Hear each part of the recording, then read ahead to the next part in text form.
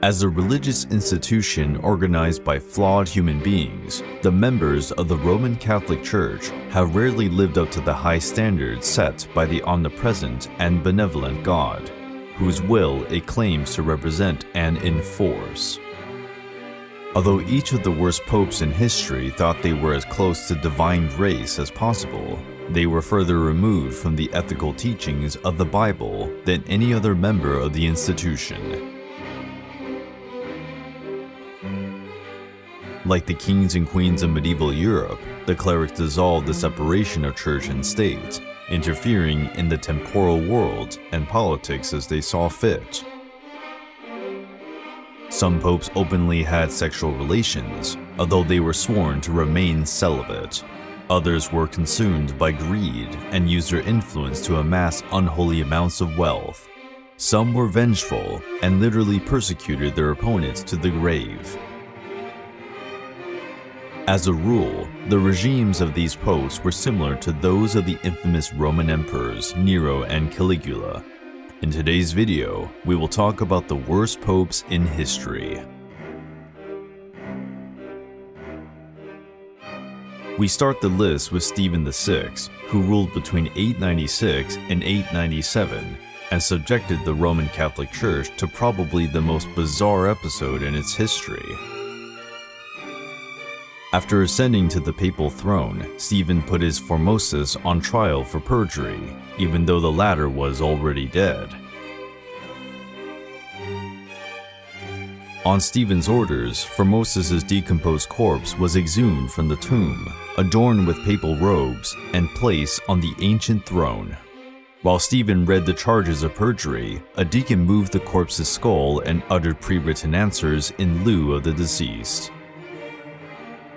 After his remains pleaded guilty to the charges, Formosus was stripped naked and dressed in rags. 3 fingers, the ones he used to offer blessings, were cut off, while the rest of the body was thrown in the Tiber, the same place where the Romans used to throw criminals. Although the stories of the so-called cadaver synod have been told with the maddening emphasis typical of Caligula, many historians believe that there was a method at the root of Stephen's madness. The Pope had wanted to prevent Formosus from becoming a relic. Through the relics, the saints continued to be members of the community, participating in the daily life of the people who venerated them. In that sense, they were still alive. It was this ongoing presence that Stephen VI sought to deny to his predecessor. The sinful nature of the cadaver synod did not go unnoticed by those whom Stephen forced to participate. Many interrupted the earthquake that occurred during the procession as a sign of God's disapproval and an omen of Stephen's eventual downfall.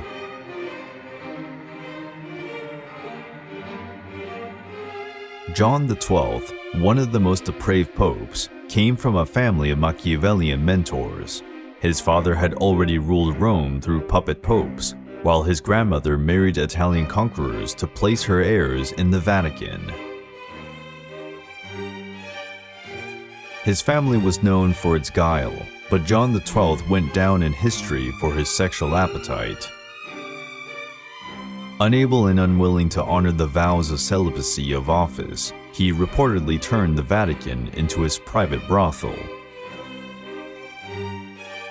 Throughout his tenure as Pope, John had sexual relations with hundreds of women, including his sisters. Simon Sebag Montefiore, who devoted a chapter to John in his book, Titans of History, said that he personified the papal pornocracy of the 10th century. This is not to say that lust was the only sin of which John was guilty. According to Montefiore, the Pope was also known to employ spoil systems, offering titles and promotions to individuals who promised to help him pay off his ever-increasing gambling debts. And John made alliances with German rulers to further consolidate his rule. And he turned his back on those same leaders when they challenged his headship. Thanks to this rampant disloyalty, John was deposed several times. But, debasing himself more than any of his opponents, he always found his way back to the Vatican. His stubborn determination to remain in power led to his death while he was still in office. He died in 964 during an act of adultery. Historians still debate whether he died of a stroke or had an unfortunate encounter with an outraged husband or mistress. In life and death, John's reputation hung over the Catholic Church like a dark cloud. The Holy Emperor Otto the Great said it would take a whole day to enumerate all of John's crimes.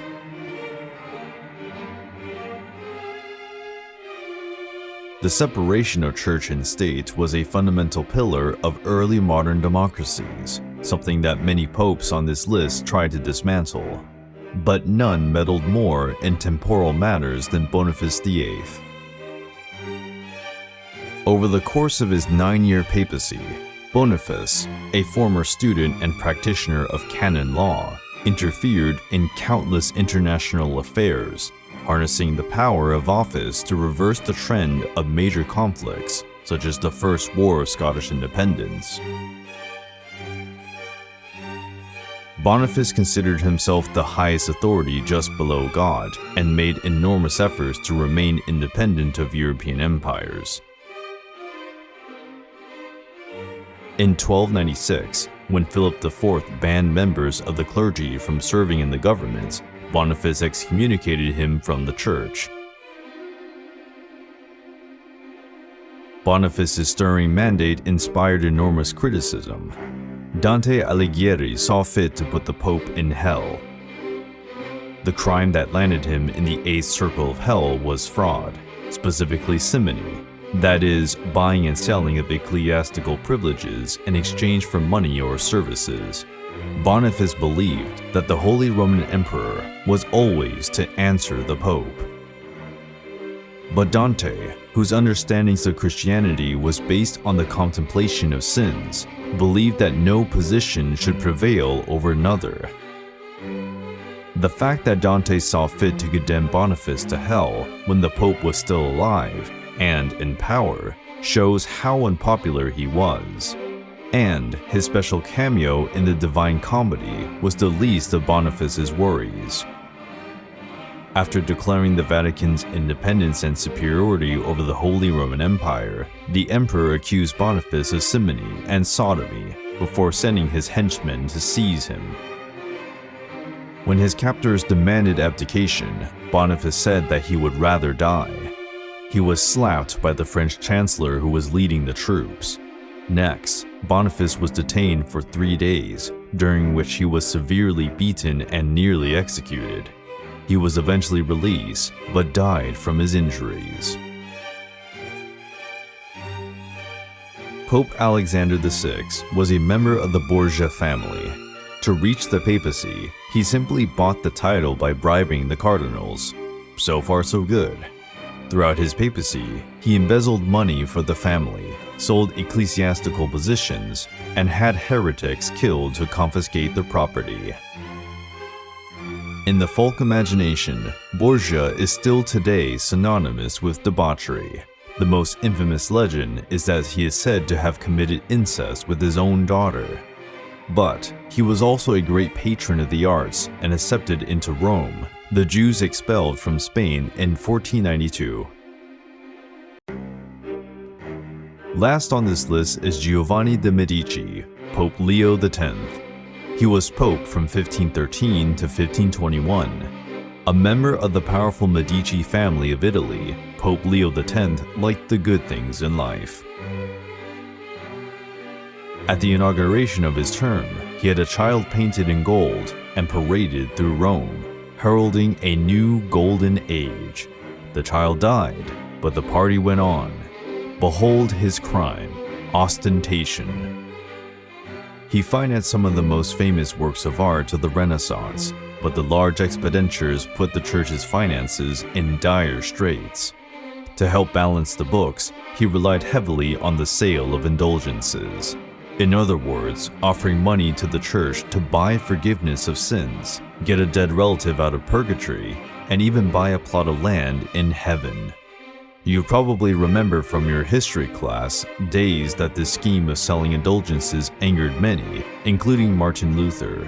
whose 95 Theses led to the Protestant Reformation and diminished the power of the Catholic Church.